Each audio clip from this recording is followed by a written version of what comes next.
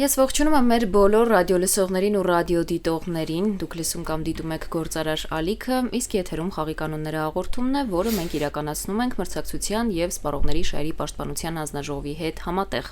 Իսկ մեր այսօրվա հաղորդման հյուրերն են մրցակցության վերահսկողության վարչության գերիշխող դիրքի և անբարեխիղճ գործելակերպի վերահսկողության բաժնի պետ Լուսինե Ղազարյանը, բարև ձեզ։ Բարև ձեզ։ Եվ իրավաբանական վարչության վարչական վարույթների և դատական ներկայացուցչության բաժնի ավագ իրավաբան Միշել Գալստյանը, բարև ձեզ։ Բարև ձեզ։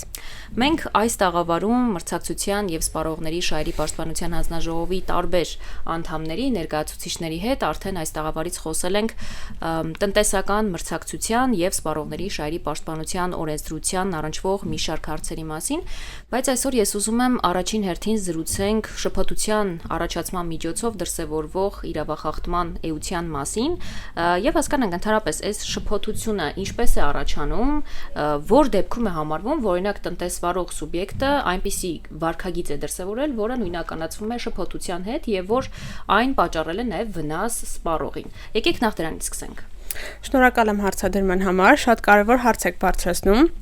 Փորձեմ բացահայտել, թե տնտեսական մրցակցության բնագավառում մի կարևոր երևույթ, այն է տնտեսավարող սուբյեկտի կողմից շփոթության առաջացման դրսևորմամբ անբարեխիղճ մրցակցությունը։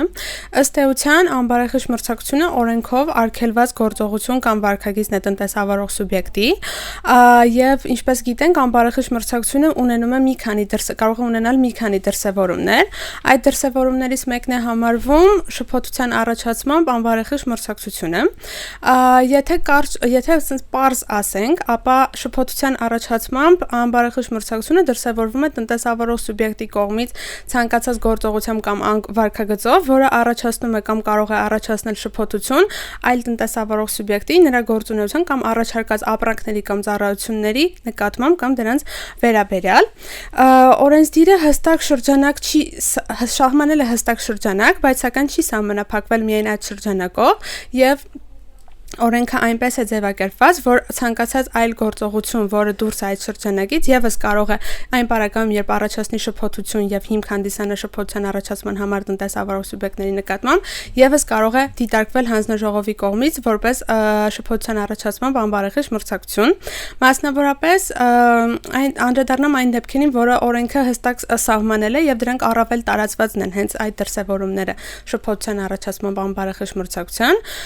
Դրանցից մեկը կարող է լինել փաթեթավորումների վրա, պիտակների վրա, որևէ այլ տնտեսավարող սուբյեկտի ապրանքային նշանի օգտագործումը մեկ այլ տնտեսավարող սուբյեկտի կողմից,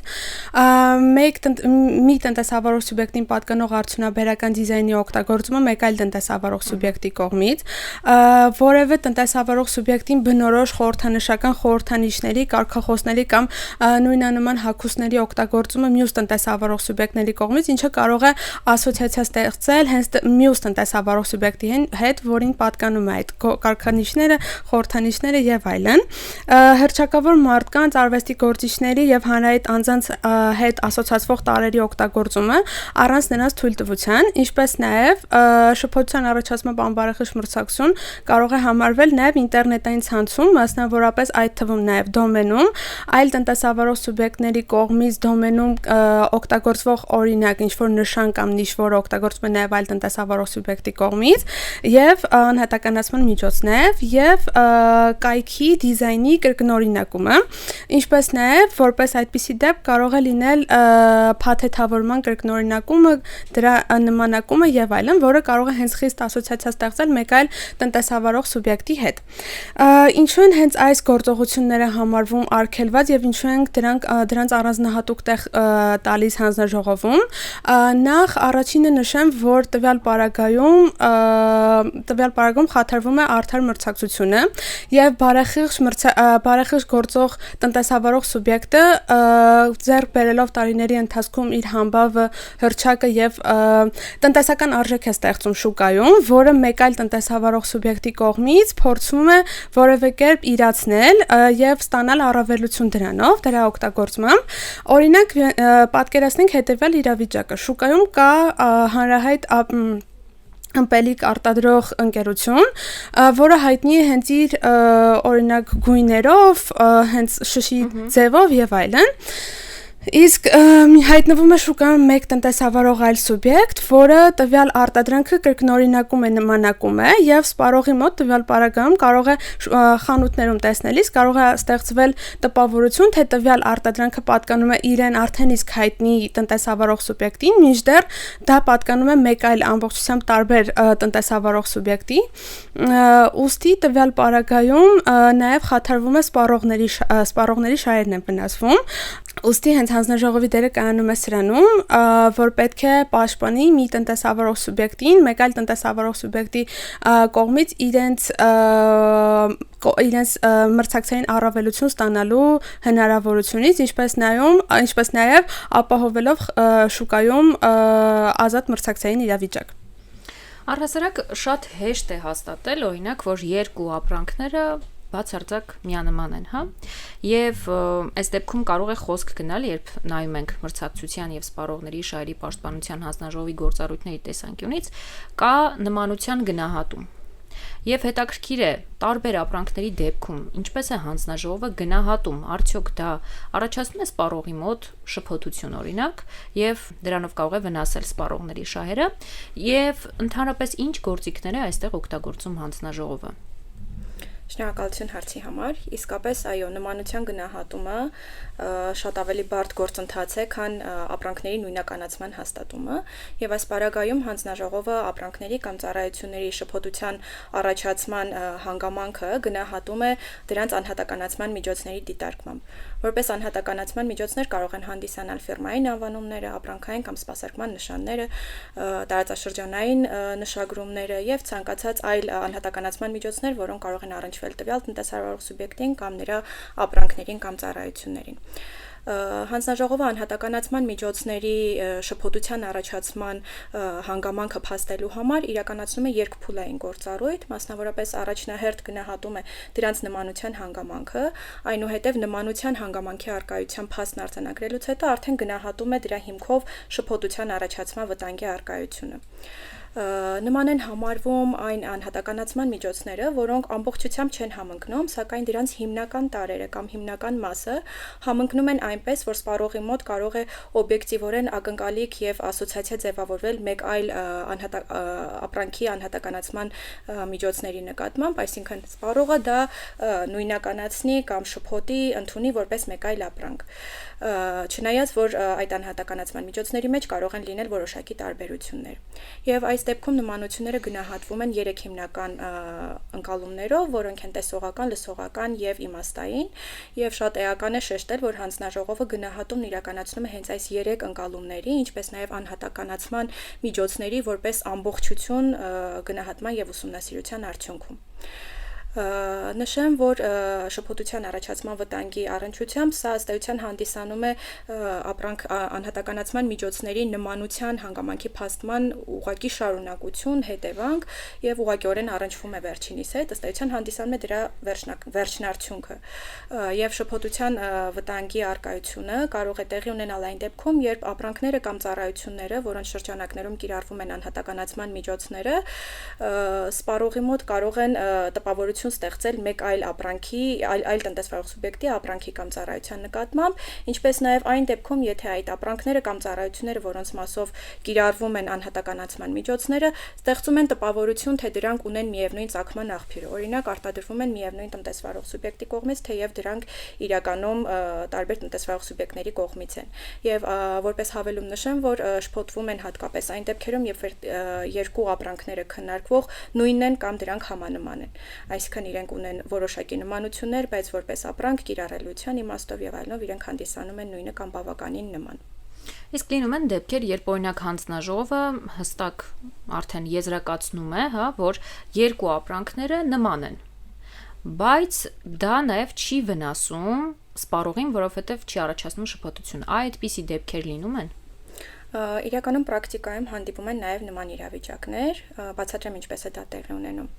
Տեսեք, որպեսզի սպառողը շփոթվի, այսինքն մի ապրանքը ընդունի որպես մեկ այլ ապրանք կամ ծառայությունը որպես մեկ այլ ծառայություն, անհրաժեշտ է որպեսզի գլխավոր ապրանքը, որը ենթարկվում է շփոթության, այսպես ասած, լինի շուկայում հայտնի, սպառողի համար ճանաչելի եւ որոշակի հեղինակություն վայելող։ Այսինքն սպառողը պետք է խանութում տվյալ ապրանքը տեսնելով հստակ ճանաչի, դա ասոցացնի կոնկրետ արտադրողի, կազմակերպության իրացնողի, կամ կոնկրետ բրենդի հետ։ Եվ հետևաբար բոլոր այն դեպքերում, երբ որ հաղորդում է ներկայացվում որևէ տնտեսավարող սուբյեկտի կողմից, ով շուկայում հանդիսանում է նոր ընկերություն, նորաբաց ընկերություն կամ տվյալ ապրանքի մասով նոր խաղացող շուկայում, ապա այս դեպքում ստացվում է, որ իր ապրանքը սպառողի կողմից դեռևս չունի ճանաչում, հետևաբար չճանաչելով որևէ բան, սպառողը չի կարող դա շփոթել եւ դրա փոխարեն ձեռք բերել մեկ այլ ապրանք, այսինքն տեսականորեն նույնիսկ եթե հայտնվի մեկ այլ ապրանք շուկայում, որը կարող է բավականին նման լինել այդ ապրանքին, սակայն հաշվի առնելով, որ այդ ապրանքը սպառողի կողմից որոշակի հստակ ասոցիացիաներ եւ ընկալում չի առաջացնում, այս պարագայում արդեն ստացվում է, որ շփոթության առաջացման վտանգը ըստ էության բացակայում է։ Միայն նմանության հանգամանքն ինքնին ունենում է նվազ կարևորություն։ Իսկ ինչպես է հանձնաժողովը հաստատում, օրինակ, որ սպառողների կողմից կա փաստացի շփոթվելու հանգամանք։ Հետաքրքիր հարց է իրականում, նշեմ, որ հանձնաժողովի համար շփոթության առաջացման դրսևորմամբ իրավախախտման փաստն արձանագրելու համար փաստացի շփոթության հանգամանքի վերաբերյալ տվյալի արձանագրումը պարտադիր պայման չէ։ Այսինքն օրենսդրությամբ նախատեսված է, որ ցանկացած գործողություն կամ վարքագիծ, որը հանգեցնում է կամ կարող է հանգեցնել շփոթության, ինքնին արդեն բավարար է, որպեսզի գնահատվի իրավախախտման առկայությունը։ Այս դեպքում հանձնաժողովի համար նախկին նշածս քայլերի հաջորդականությամբ նմանության եւ շփոթության վտանգի առկայության փաստերը հաստատելուց հետո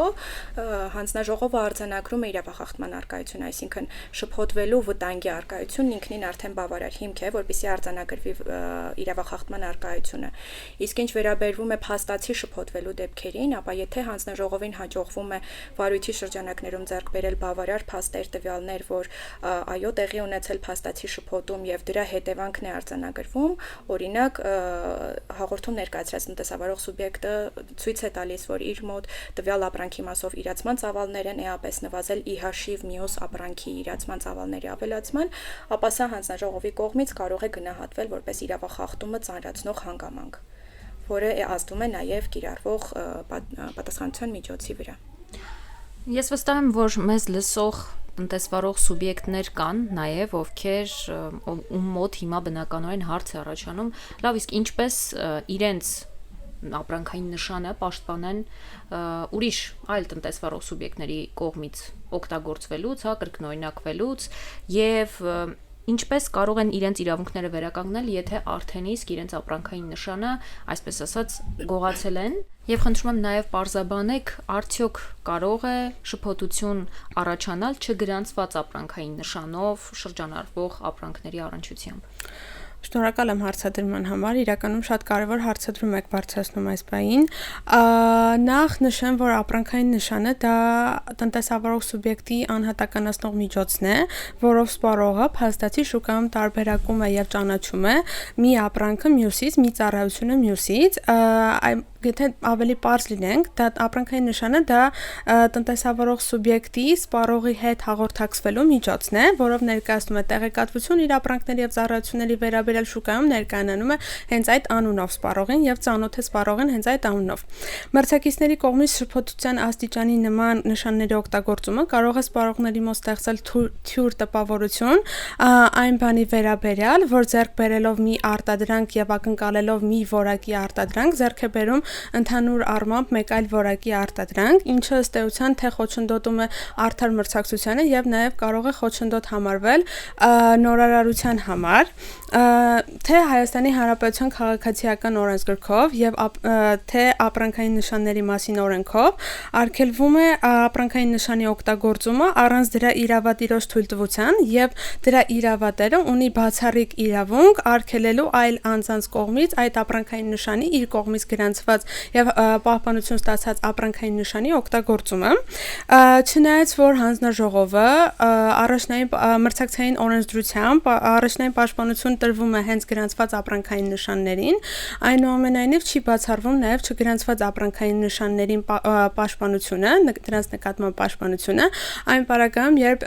դրանց իրավատերի իրավունքները եւ շահերը որևէ կերպ մրցակցային դաշտում խախտվել են։ Վերջիններս այն պարագայում, երբ տնտեսավարողը, որն ունի գրանցված կամ թեկուզ չգրանցված, բայց սպառողների կողմից ճանաչելի ապրանքային նշան եւ վերջինս նկատում է, որ մեկ այլ տնտեսավարող սուբյեկտ օգտագործում է իր այդ հանրահայտ, այսպես ասած, այն ապրանքային նշանը, որով նա հանդես է գալիս սպառողների շրջանակում, ապա կարող է դիմել հանձնաժողովին, ներկայացնելով օրենքի առերևույթ խախտման փաստի վերաբերյալ հաղորդում։ Հանձնաժողովը տվյալ հաղորդումը քննարկում է 1 ամսյա ժամկետում եւ հաղորդման քննարկման ժամանակահատվածում հնարավորություն ունի առերևույթ խախտման հանգամանքի վերաբերյալ որոշակի պարզաբանումներ, ոչ թե պարզաբանումներ, այլ հարցումներ կատարել, փաստելու դրա հավաստիությունը, ընդ որում այն պարագայում, երբ արդեն իսկ հարուցվում է վարույթ, ապա հանձնաժողովը այն պարագայում, երբ վարչական վարույթը, այսպես ասած, եզրափակում է պատասխանատվության միջոց կիրառելու մասին որոշմամբ, կարող է տնտեսավարող սուբյեկտի նկատմամբ կիրառել պատասխանատվության միջոց, այն է նախազգուշացում կամ տուգանք։ Հարկ է նկատել, որ տուգանքի չափը անբարեխիղճ մրցակցության դեպքում կարող է հասնել մինչև տվյալ տնտեսավարող սուբյեկտի նախորդ տարվա հասույթի 5% չափով լինել, իսկ այն դեպքում, երբ տնտեսավարող սուբյեկտները հարց ունեն, թե արդյոք իրենց կողմից կատարվող գործողությունը կամ վարքագիծը համապատասխանում է մրցակցային օրենսդրությանը, թե ոչ, ապա նախքան գործողության կատարումը կարող են դիմել հանձնաժողովին, հանձնաժողովը իր եզրակացության վարույթի ինստիտուտի շրջանակներում կարող է տրամադրել իր եզրակացությունը տվյալ գործողության կամ վարքագծի վերաբերյալ, սակայն սա որպես բացարձակ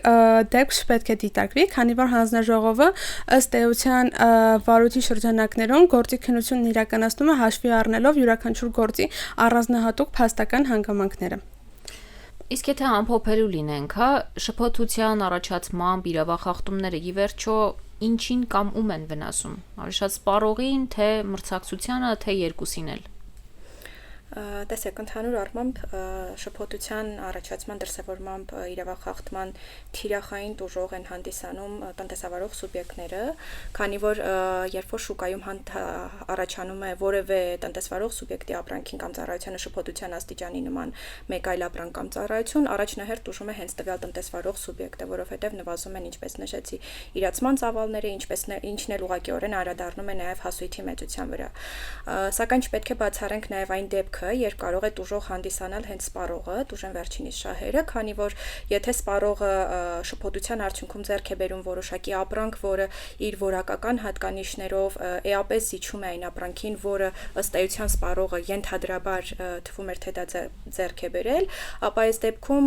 կարող է տուժել սպառողի շահերը, ըստ էության նույնիսկ կարող են լինել դեպքեր, երբ որ սպառողը վնասվի։ Օրինակ, եթե սպառողը ձեռք է բերել որոշակի խնամքի միջոցներ, ենթադրելով իրեն արդեն հայտնի նախկինում իր կողմից օգտագործված կոնկրետ ընկերության բրենդի ապրանք, ապա այս դեպքում ձեռք բերելով որևէ այլ ապրանք, մեծ ռիսկ կա, որ տվյալ ապրանքը կարող է որակապես այնքան թույլ լինել, որ սպառողին նույնիսկ վնաս հասցնի։ Եվ ըստ էության ստացվում է, որ այո, շփոթության արդյունքում կարող են տուժել ինչպես տնտեսվարողները, այնպես էլ սպառողները։ Շնորհակալ եմ ձեզ ժամանակ գտնելու, այստեղ գտնվելու եւ մեր ռադիոլսողներին ու ռադիոդիտողներին իրազեկելու համար։ Ես մեր ռադիոլսողներին ու ռադիոդիտողներին հիշեցնեմ, որ եթերում խաղի կանոնները հաղորդումն էր, որը մենք իրականացնում ենք մրցակցության եւ սպառողների շահերի պաշտպանության հանձնաժողովի հետ համատեղ, իսկ մեր այսօրվա հաղորդման հյուրերն էին մրցակցության վերահսկողության վարչության գերիշխող դիրքի եւ անբարեխիղճ գործելակերպի վերահսկողության բաժնի պետ Լուսինե Ղազարյանը եւ հանձնաժողովի իրավաբանական վարչության վարչական վարույթների եւ դատական ներկայացուցչության բաժնի հավաքիրավաբան Միշել Գալստյանը։ Իսկ ինձ այս ֆորմատում տեսնում եք վերջին անգամ, ինձ կփոխարինի իմ գործընկեր Ալբերտ Ավետիսյանը, այսօր այսքանը, հաջողություն։